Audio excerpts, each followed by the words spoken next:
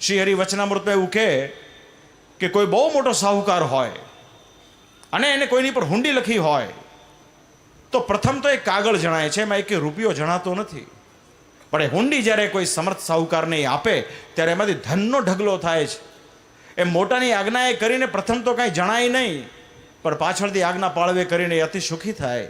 એમ અનંત કોટી બ્રહ્માંડના આધાર પુરુષોત્તમ નારાયણે પોતાના જીવાત્માના શ્રેય માટે જે શ્રી શિક્ષાપત્રી લખી હોય અને એનું જે આજ્ઞા પાલન કરે એ ભક્તને પ્રથમ તો કદાચ ન જણાય, પણ એનો અંતકાળ આવે ને દેહ ગમે તેમ પડે તો પણ એ અક્ષરાધિપતિ પુરુષોત્તમ નારાયણના અક્ષરધામમાં વિરાજમાન થાય.